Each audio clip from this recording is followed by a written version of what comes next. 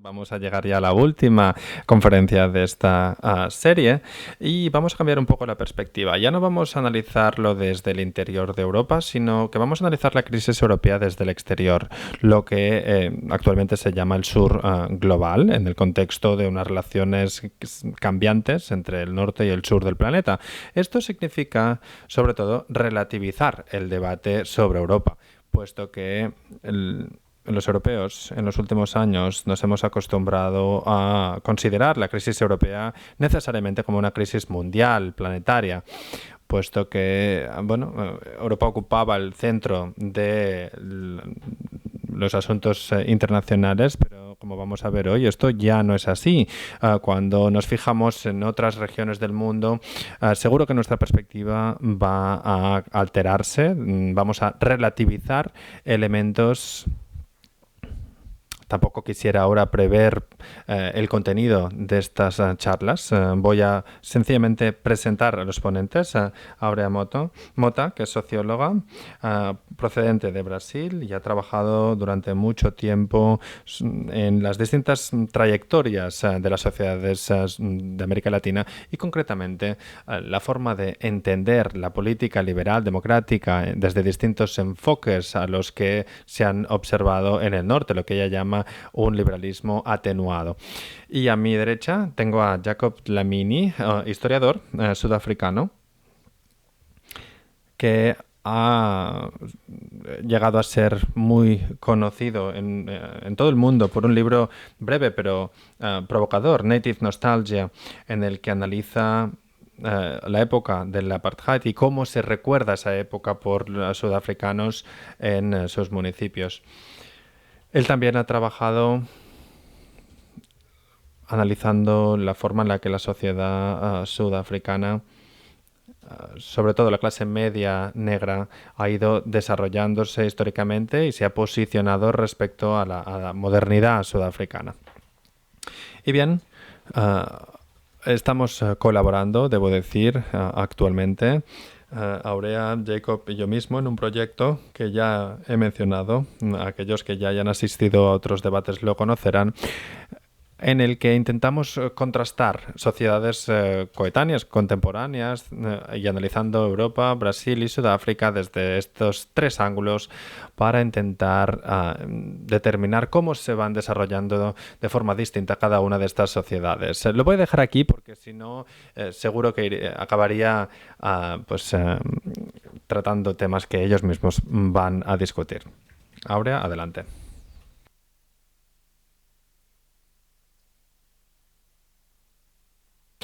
Buenas tardes. Me gustaría empezar dándole las gracias a PETA y también muchas gracias al Goethe Institut por haber organizado este acto.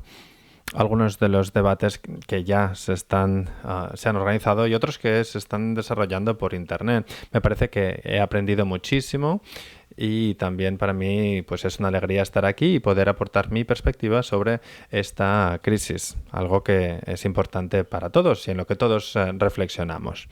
Bien, sin más, si les parece, voy a empezar con mi presentación. Lo que voy a intentar es dar la perspectiva brasileña sobre la crisis, pero sí me gustaría mencionar que tampoco pretendo ser representante de una voz soberana ni nada por el estilo, no porque pueda resultar peligroso, sino porque yo tengo mi propia perspectiva y es una forma de mostrar también que tienes visiones parciales sobre los acontecimientos. Así que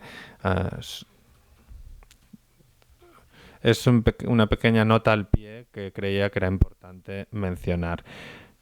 A continuación, empiezo sobre cuáles serán los aspectos que trataré.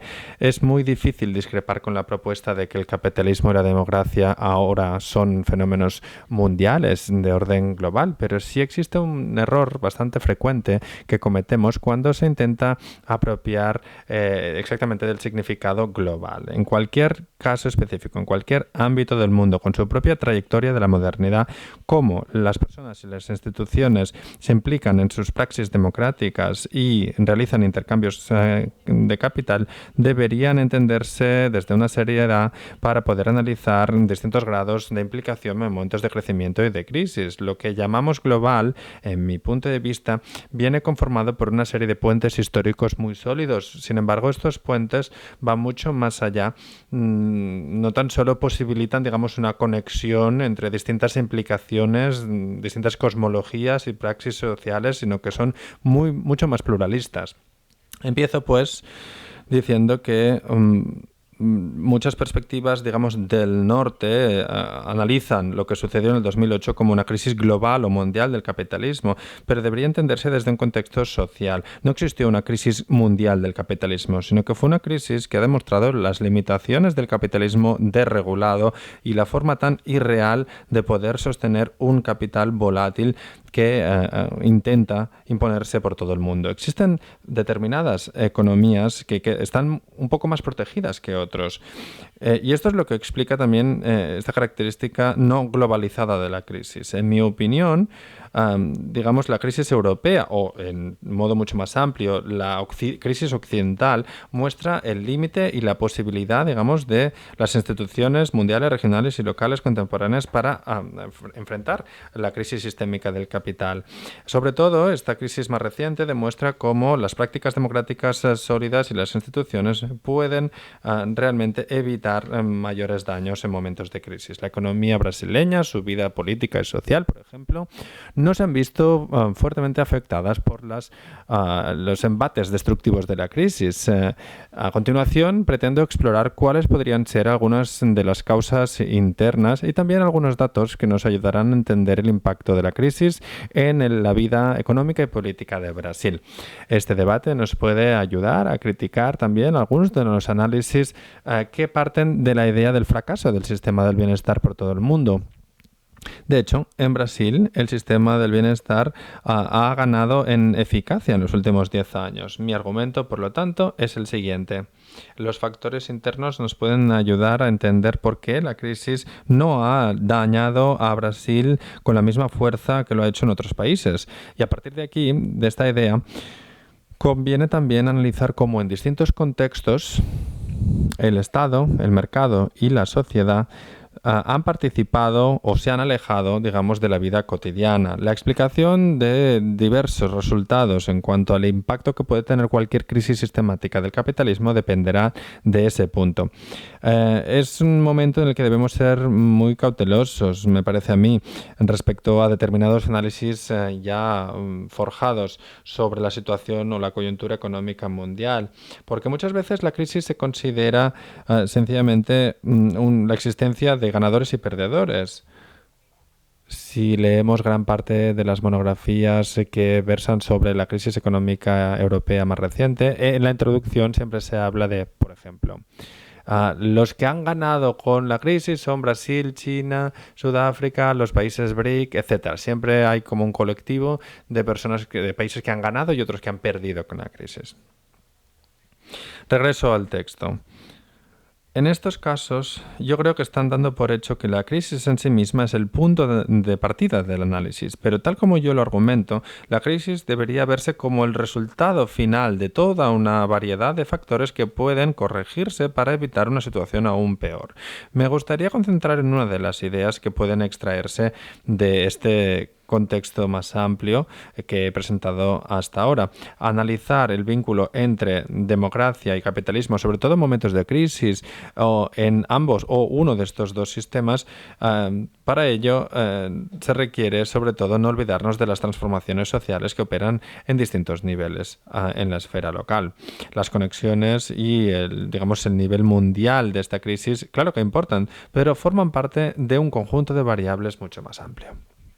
Fijémonos ahora en el caso de Brasil para poder sacar algunas conclusiones. Yo lo que pretendo es defender que la nueva forma de control social de abajo a arriba que estamos viendo en Brasil deberían verse como una de las variables para poder explicar un tipo de protección democrática contraria al flujo irregular de capital en este país. Para desarrollar el argumento en esta línea, me gustaría hablar un poco sobre las transformaciones sociales del Brasil contemporáneo. Si la riqueza de una nación se mide en respecto a su PIB, el vínculo entre democracia y crecimiento muchas veces no encaja. Fijémonos en algunas cifras totales. Durante la dictadura, la economía brasileña vivió lo que puede considerarse una buena época, o al menos razonable. Durante la década de los 70, que fue uno el auge, uno de los puntos álgidos en Brasil de esa dictadura, por ejemplo, el PIB brasileño medio era de 8,6% en positivo.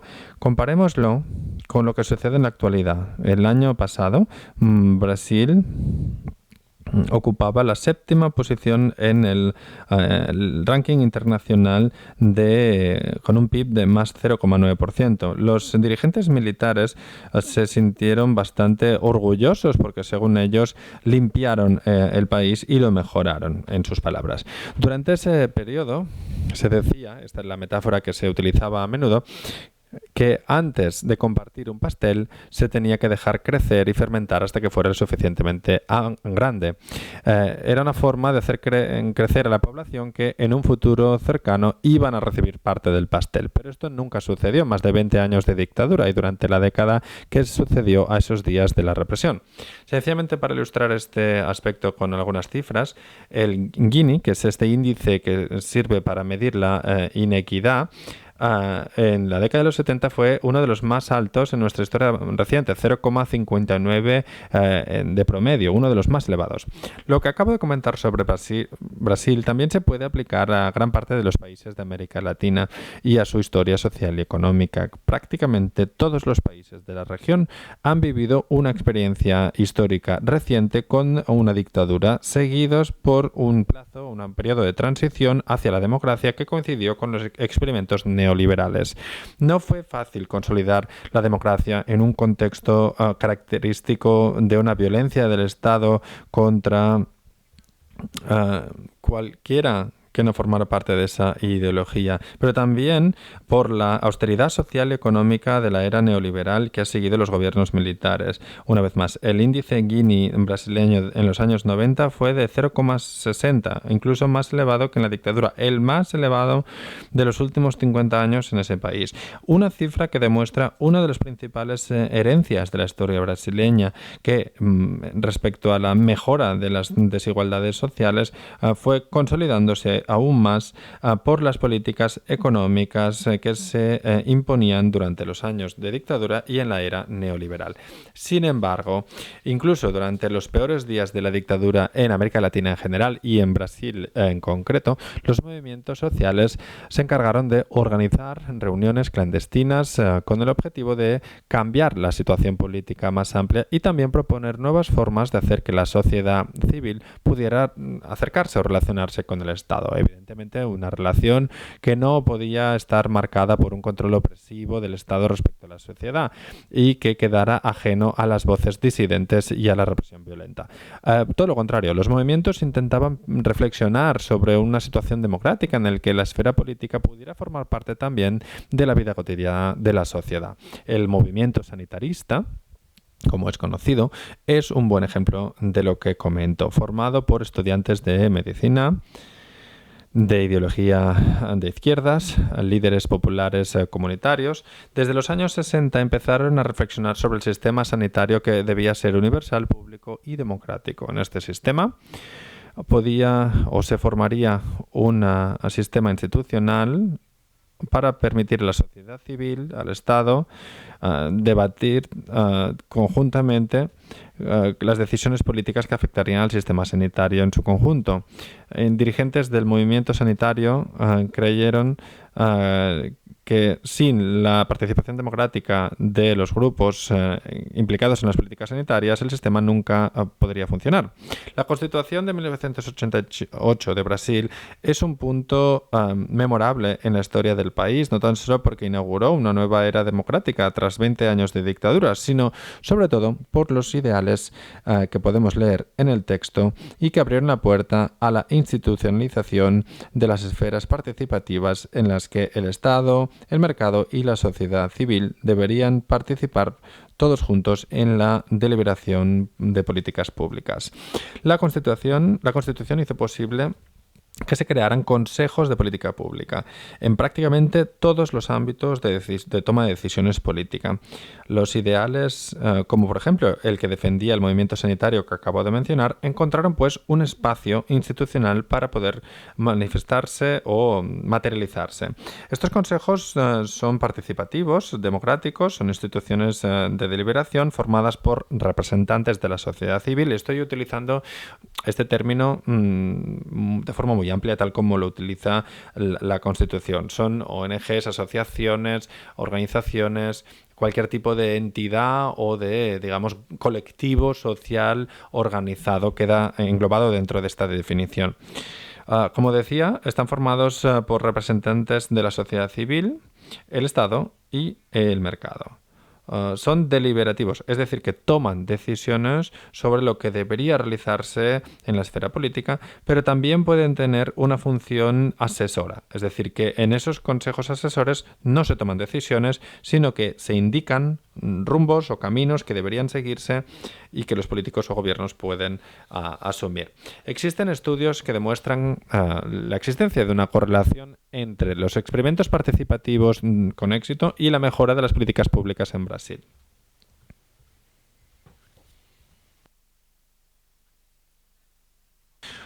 Un índice para categorizar la información sobre el nivel de institucionalización de la participación democrática y la expansión y la mejora de las políticas públicas nos demuestra que en la esfera local los buenos experimentos de participación pueden impulsar una mejora en los servicios públicos. En general, en los últimos 20 años, Brasil ha mejorado en prácticamente todos los indicadores sociales de bienestar social. Sobre todo, en más de una década, la expansión del sistema del bienestar es hoy por hoy una realidad incontestable. En el año 2000, por ejemplo, Brasil tuvo un 27,5% de su población, o tenía a ese porcentaje por debajo del umbral de pobreza. En el año 2009, esa cifra era de 16,5%.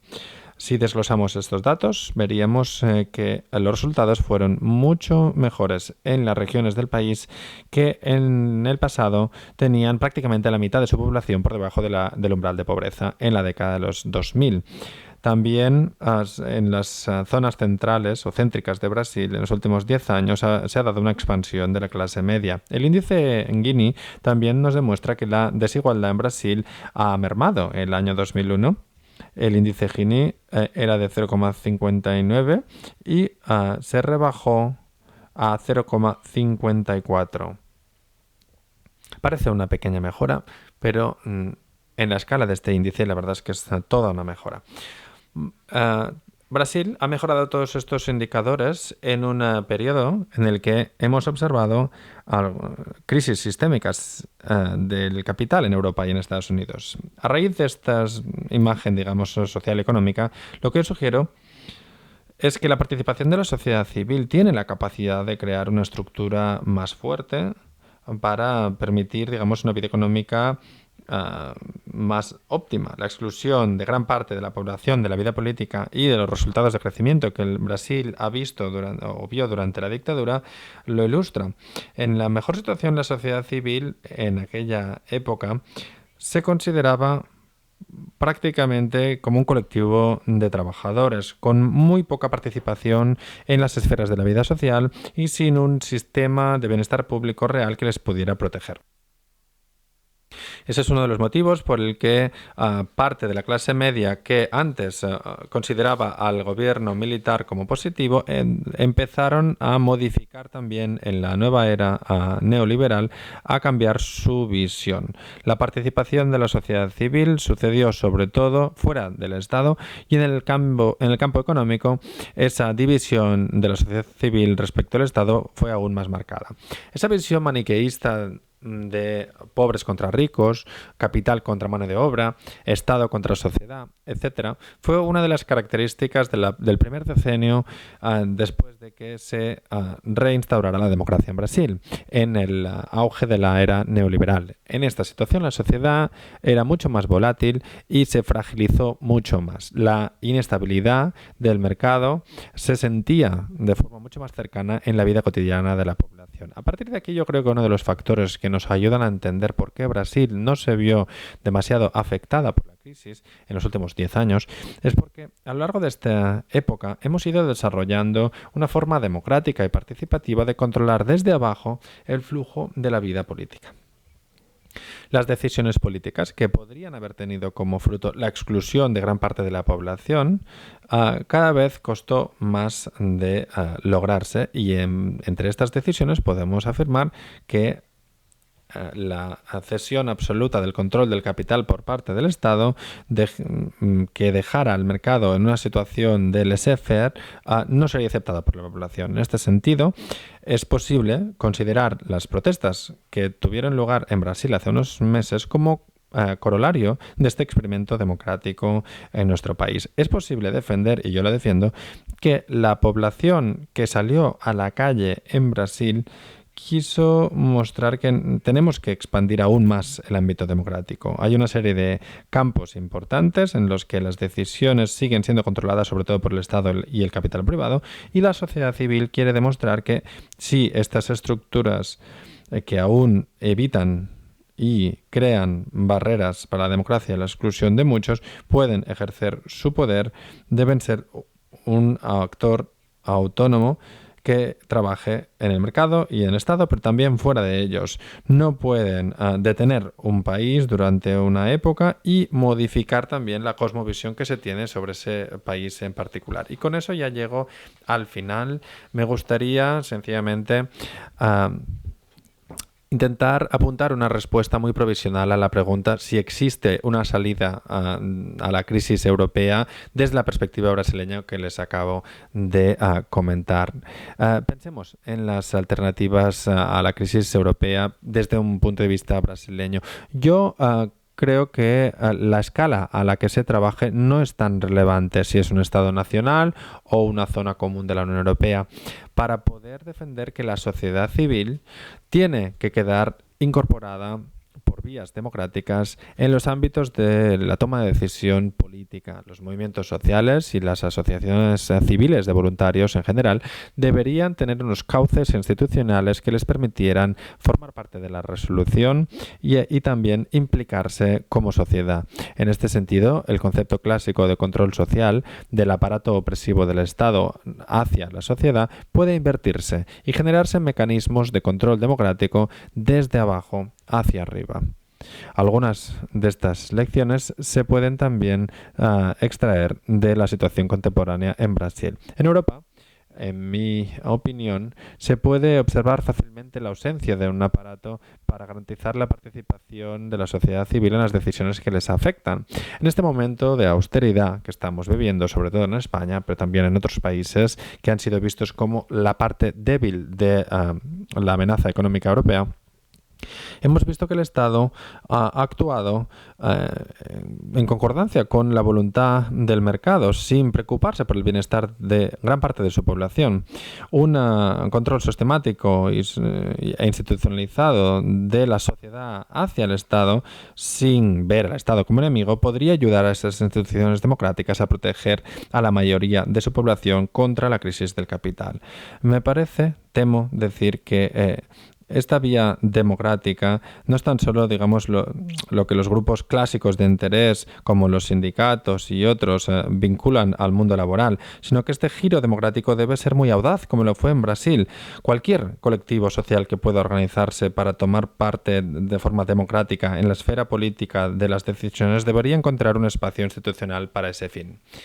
No he escrito otro ejemplo que quería mencionar, pero cuando digo que debemos ser más audaces respecto a la institucionalización de la participación, como vimos en Brasil, me refiero a que también deberíamos contar, por ejemplo, esos inmigrantes que vemos todos los días en las calles de Barcelona recogiendo residuos para reciclar, etcétera. Ellos también deben ser considerados sociedad civil organizada, porque forman parte de colectivos mucho más amplios y también quieren formar parte y deben de este proceso de decisión. Elijo este ejemplo porque en Brasil también sucedió. Es decir, que en muchas esferas existe una conciencia, pero luego en otras como por ejemplo aquí, pues tienen una gran fuerza, pero no se les considera como tal. Y yo creo que realizan acciones muy importantes también para que ese experimento democrático se eleve. Y hasta aquí, muchas gracias.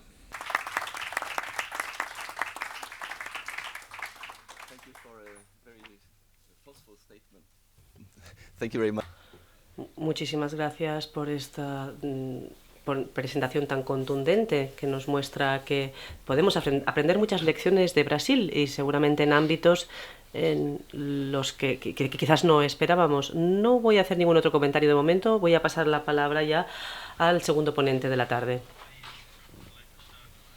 Me gustaría empezar dando las gracias al Instituto Goethe. Danke, lo digo en afrikaans. Gracias a Peter también por extenderme esta invitación a estar aquí esta tarde. Voy a hacer algo muy arriesgado delante de un público multilingüe.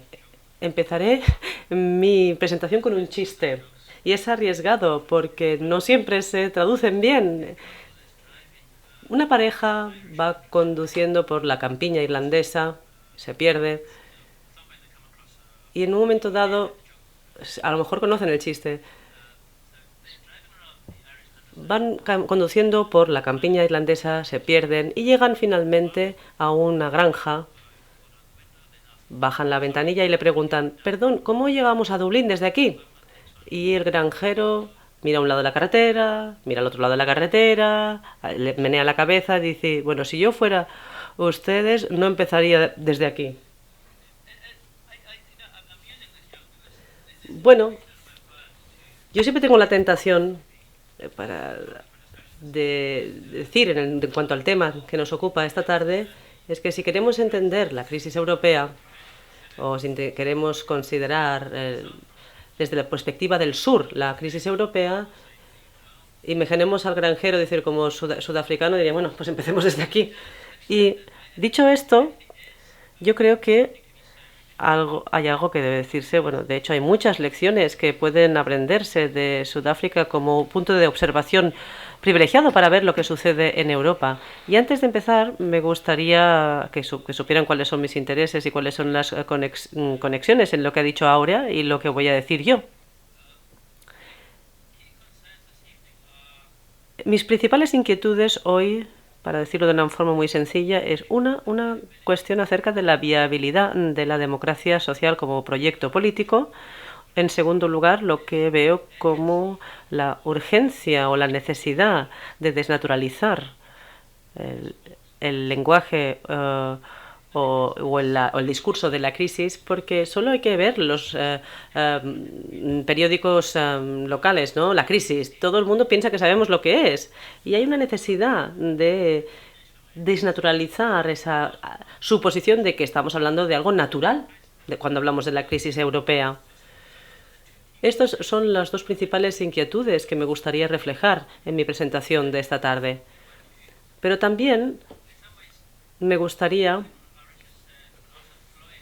sobre la base de lo que ha dicho Áurea y también sobre la base de otra presentación de otro día en este ciclo, hablar de este argumento acerca de la naturaleza global del capitalismo. Abrir el argumento sobre el hecho histórico de que el capitalismo nació global. Hay que entender lo que sucede en Europa desde un punto de observación privilegiado como es Sudáfrica, y Áurea ha dicho que yo no pretendo hablar desde un punto de vista de un yo global, sino que yo hablo como un sudafricano. Pero para situarles y antes de empezar, porque se puede aprender algo de Sudáfrica, creo yo, me gustaría hablarles un poco de Sudáfrica y lo que voy a compartir con ustedes, las estadísticas que voy a compartir con ustedes, los he sacado de un informe emitido por Goldman Sachs. 2 décadas de libertad se emitió el 4 de noviembre, se publicó el 4 de noviembre y está disponible en línea si están interesados. Les hablaré un poco de Sudáfrica. Sudáfrica es el doble de grande que Texas.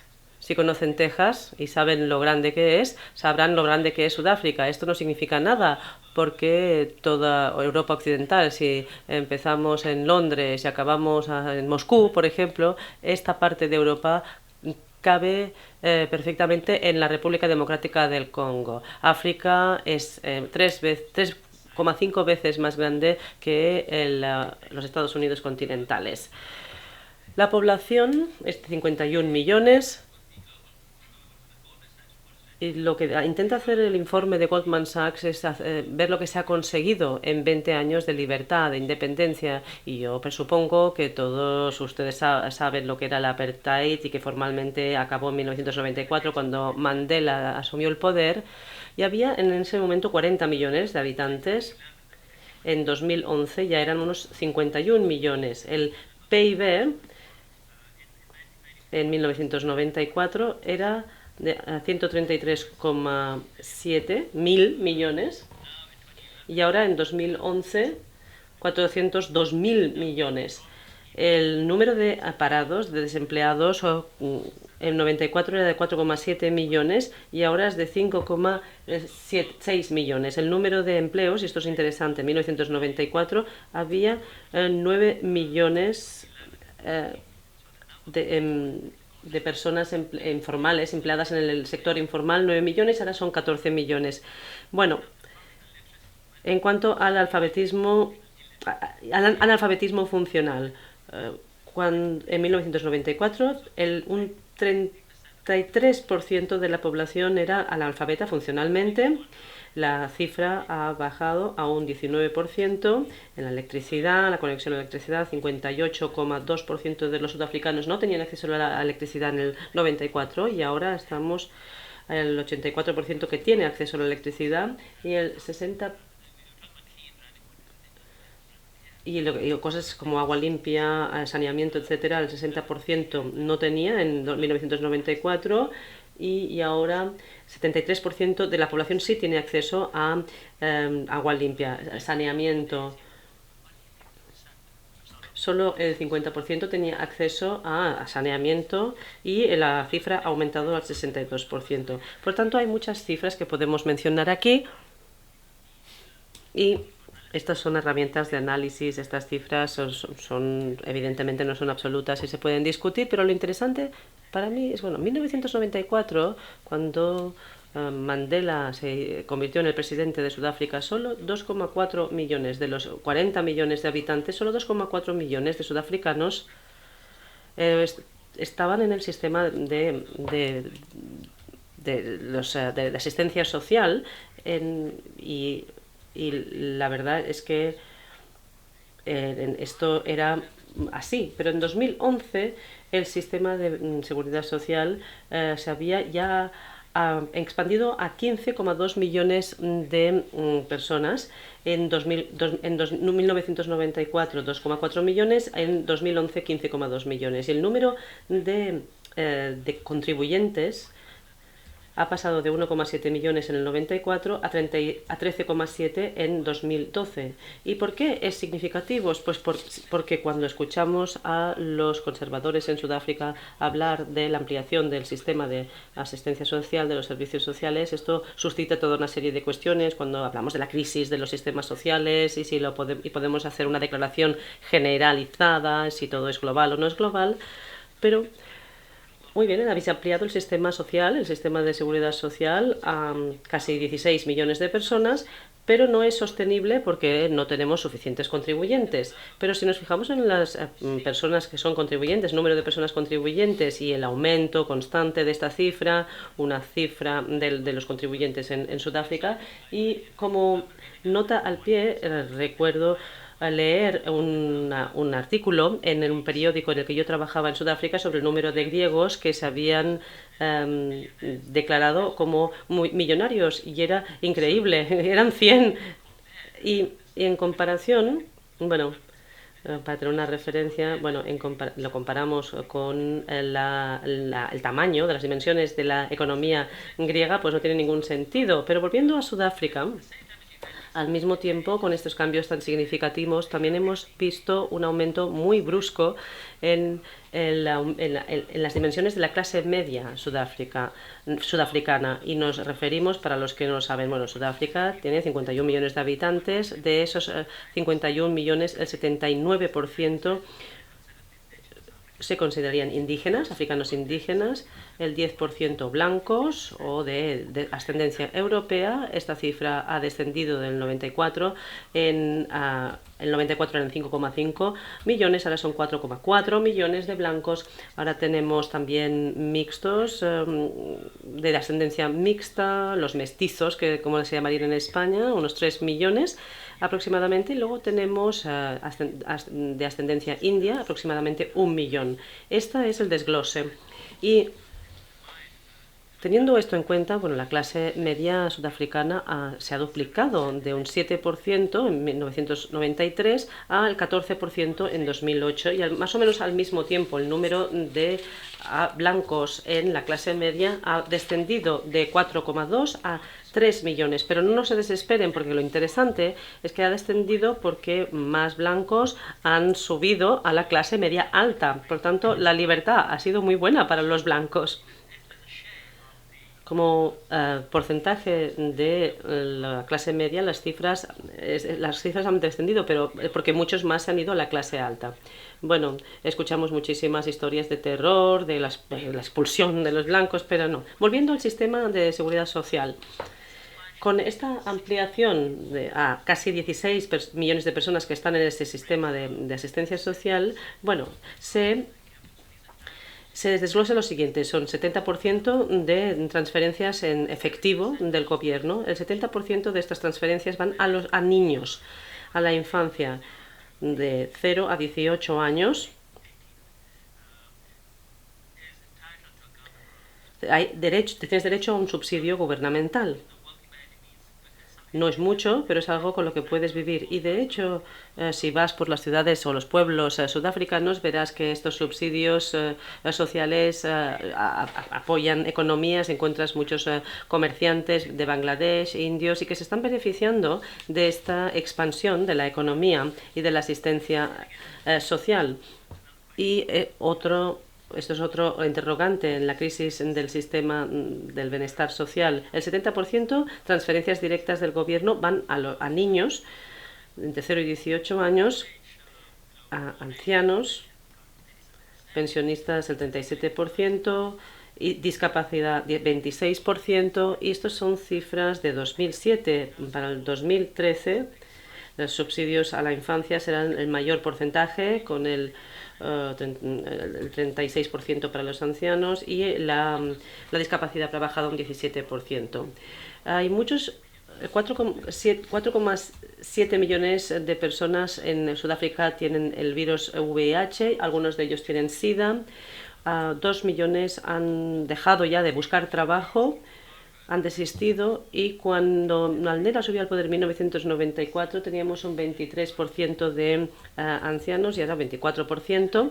Y lo que es interesante, vemos aquí el paralelismo con España, y es que el 71% de los desempleados en Sudáfrica tienen entre 15 y 34 años, y esto es bastante significativo. Brasil ha hecho un buen trabajo, ha reducido este coeficiente, pero Sudáfrica es el primero, de hecho, el primer país. Para darles una idea, en 2006 el coeficiente de ninis era entre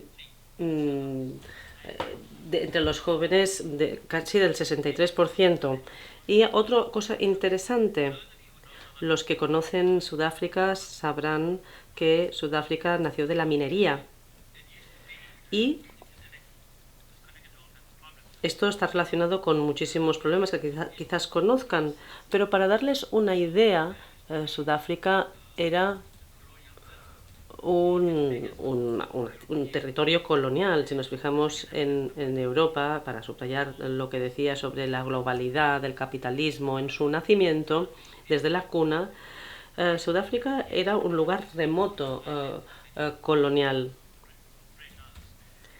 Y era muy pequeña como colonia en comparación con los europeos que iban a Canadá, a Estados Unidos, a Australia y a Nueva Zelanda. Y esto ha cambiado mucho con el descubrimiento del oro en 1898. De hecho, en 1886 con el descubrimiento de diamantes, pero el descubrimiento del oro cambió muchísimo. Y una vez un sudafricano dijo que lo interesante del descubrimiento de oro en Sudáfrica fue que si el oro se hubiera descubierto al mismo tiempo, en las mismas profundidades en Australia, porque nosotros tenemos unas de las minas más profundas del mundo, si se hubiera descubierto al mismo tiempo en Australia en la misma profundidad, no se habrían ni molestado en explotarla porque no tenían la tecnología, no tenían la necesidad, era demasiado caro. Pero la diferencia entre Sudáfrica y en Sudáfrica tenías muchísimos cuerpos que podías arrojar a esas minas. La minería era muy importante, pero en 1986, de hecho, la minería solo era el 16% de la actividad económica, y en 1994, 8%, y en 2012, de hecho, ha bajado un 6%. Por tanto, está bajando cada vez más la minería como porcentaje de la economía, pero al mismo tiempo, y aquí lo interesante, la banca ha ascendido. En 1986, por ejemplo, la banca y la inmobiliaria eran el 12% de la economía, y en el 94 el 17%, en el 2012 el 23%. Y otra analogía, una última estadística, yo creo que les he abrumado un poco. La bolsa sudafricana es la número 15 del mundo, y esto está hasta 5 lugares solo de España. Yo creo que España es la 10ª del mundo, para darles una idea. Cuando los sudafricanos a veces les gusta jactarse de estas cifras, de estas estadísticas, a los sudafricanos les gusta jactarse de los cajeros automáticos en Sudáfrica antes que los ingleses incluso. Pero estos son cifras, y volviendo a mis inquietudes principales. Bueno, como he dicho antes, la principal inquietud es preguntarnos sobre la historia sudafricana de los últimos 20 años, ¿qué nos dice acerca de la viabilidad de la democracia social como proyecto político? Y yo argumento que no se puede generalizar sobre la crisis del sistema de bienestar social. No podemos decir que debemos abandonar la democracia social como proyecto político porque es insostenible y no funciona. Lo que nos muestra Brasil, lo que nos muestra Sudáfrica es que funciona. Y un punto clave de nuestra observación es que funciona precisamente porque la sociedad civil se ha negado a la inmensa mayoría de las personas que dan apoyo a la ANC en Sudáfrica, y también lo pasan con los partidos equivalentes en Brasil, un rechazo a naturalizar este estado de crisis, hacer que parezca que el mundo es así, el mundo es un mundo de crisis, que ya los estados no pueden permitirse dar apoyo a sus propios ciudadanos, y así son las cosas y ya está. Lo que nos muestra Sudáfrica es que no es cierto. Nos muestra que la crisis no es algo natural, no es un fenómeno natural con el que debemos convivir y ya está, sin más. No es cierto. Hay lugares, las economías más pequeñas, más pobres, donde funciona el sistema de bienestar social, donde la democracia social es un proyecto político, donde la incorporación de los ciudadanos ha hecho que la democracia social funcione como proyecto político. Y otra cosa interesante acerca de Sudáfrica, hemos visto una expansión de la clase media negra, pero seguimos teniendo muchísima pobreza. En Sudáfrica la mayoría de los pobres son personas de ascendencia africana, pero estas personas no han abandonado su fe en el sistema político, no han abandonado la fe en la posibilidad de utilizar la política para resolver o para responder a la cuestión social. ¿Cómo vamos a vivir como seres políticos y sociales? Y otra cuestión que se suscita, ¿qué nos dice esto acerca del Estado y cómo se relacionan las personas con el Estado? Son cuestiones fundamentales. Lo que vemos es esta idea, volviendo a este discurso naturalizado de la crisis. Lo que vemos es esta esta declaración de que no podemos hacer nada al respecto. Pero una de las cosas que vemos en realidad, vemos personas, cada vez menos personas participan en la vida política, y lo que me fascina aquí en Barcelona, por ejemplo, es ver el espectáculo político representado, por ejemplo, por los movimientos Ocupa o los indignados,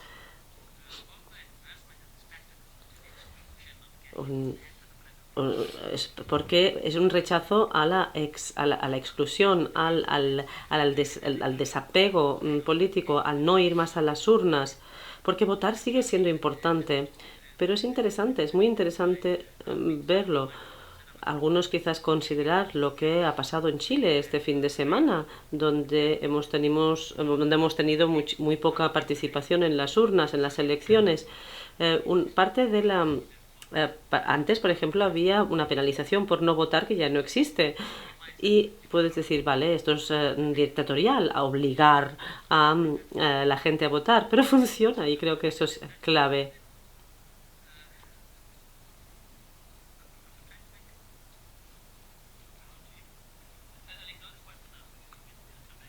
Creo que podemos volver a hablar de ello en el debate. ¿Cuáles son los puntos con los que ha concluido Aurea, que tiene que ver con la noción, con el concepto de hospitalidad, con la idea de apertura al otro, a franqueza ante el forastero,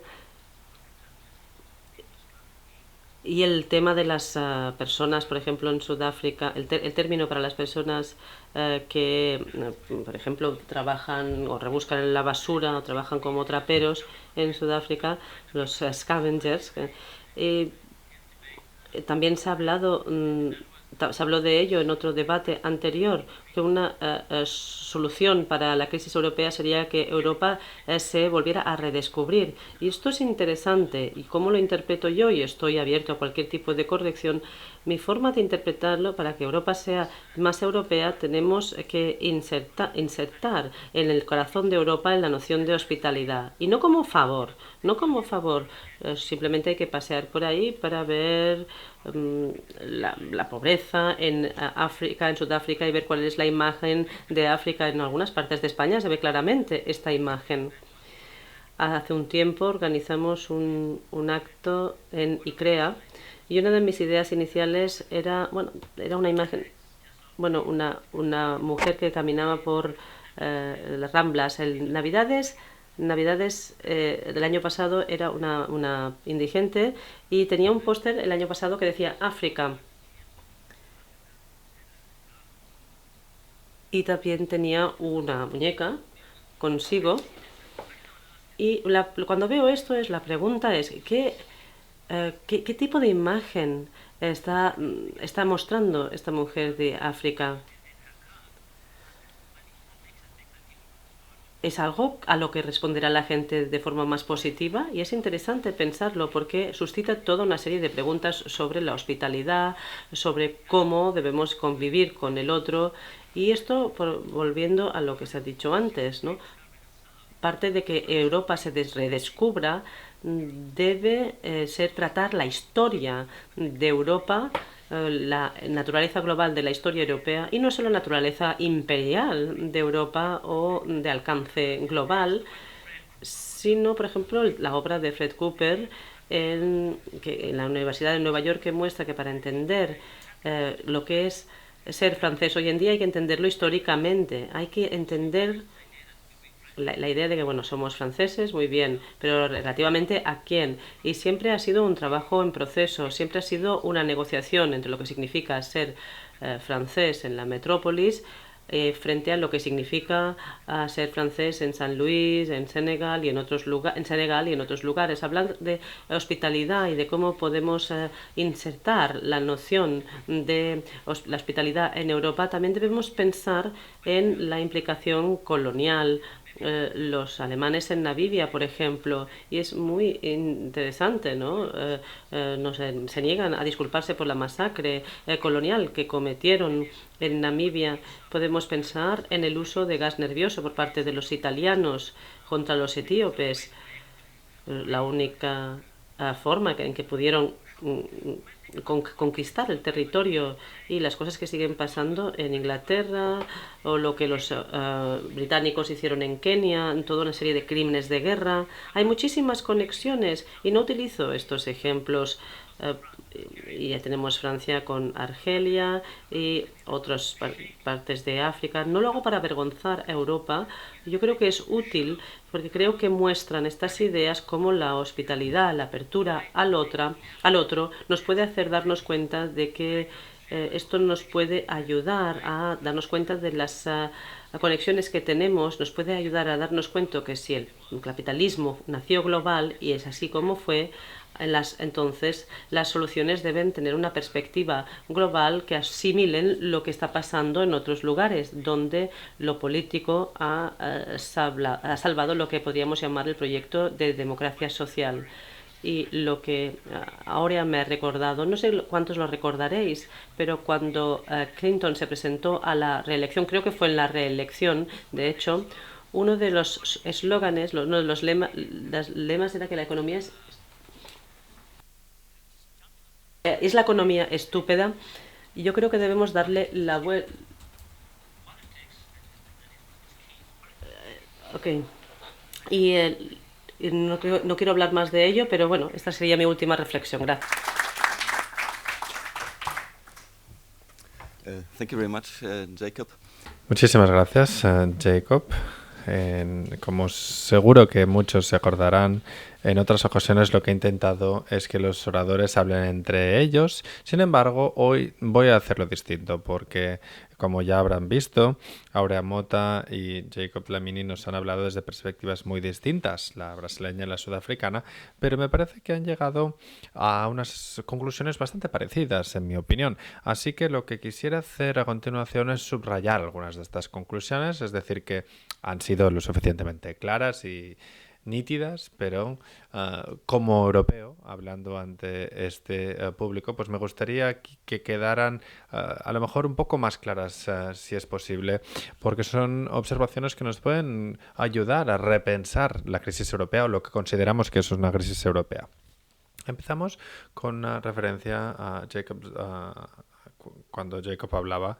Muchos pueden pensar por qué partimos de esta base, porque Brasil y Sudáfrica hay quien puede creer que eran conocidas como sociedades de las más injustas del mundo, lo han dicho los dos ponentes, así que quizá uno puede plantearse no debería ser este el punto de partida. Europa se ha digamos, visto desde la Segunda Guerra Mundial como una región bastante pacífica y relativamente desigual, o al menos menos desigual que otras regiones del mundo. Así que uno puede plantearse por qué partir de estos dos ejemplos. También hemos visto, sin embargo, que si bien en Europa desde hace cierto tiempo, no sé, 5 años, pero quizá más, nos hemos acostumbrado a que las cosas empeoren, e incluso hemos pensado que en todo el mundo todo empeoraba. A partir de estas dos experiencias, lo que han resaltado Aurea y Jacob es que las cosas también pueden mejorar y que pueden mejorar a lo largo de un plazo, digamos, de tiempo largo, no tan solo en momentos puntuales de la historia, sino periodos largos. Nos han hablado de experiencias de 20, 25 años en sendos países, sobre todo la llegada de una democracia inclusiva en Sudáfrica y Brasil. Y esto me lleva al próximo comentario que quisiera hacer, algo en lo que podríamos reflexionar todos juntos. Hemos hablado de dos sociedades que han emergido a partir de la dictadura y la opresión a una nueva fase mediante una oligarquía o una minoría racial que ejercían su poder sobre la población mayoritaria. No es tan distinto a la relación que han tenido Cataluña, España, con el régimen franquista o gran parte del sur de Europa. Son casos muy recientes de opresión y dictadura también en el sur de Europa. Pero, como Aurea, quizá más que Jacob, pero en ambas ponencias nos han transmitido, deberíamos quizá reflexionar. Ya sé que no lo han dicho con estas palabras y con esta insistencia, pero quizá existe una diferencia en el hecho de que en Europa los periodos de opresión han ido mermando, han terminado, digamos, o bien con el final de la opresión o bien con la derrota militar, como sucedió después de la Segunda Guerra Mundial. Sin embargo, Brasil y Sudáfrica no terminaron así. Es decir, que han pasado por periodos de fuerte resistencia activa en situaciones prácticamente de guerra civil, y en ambos casos las dos sociedades están regidas y gobernadas por personas y asociaciones que son fruto de esa resistencia activa, y ese es el contexto de ambos, por el que han dicho que la participación importa y la democracia también. En Europa solemos enorgullecernos por el hecho de que Europa lleva mucho tiempo siendo democrática, pero quizá ya en las primeras décadas después de las grandes guerras, después de la Segunda Guerra Mundial sobre todo, la democracia llegó, nos cayó, digamos, en la falda. No fue un proceso democrático tan claro a lo largo de los 50, 60, 70. Sin embargo, Brasil y Sudáfrica ahora sí tienen esa solidez democrática. Es una formulación que nos ha dado Aurea.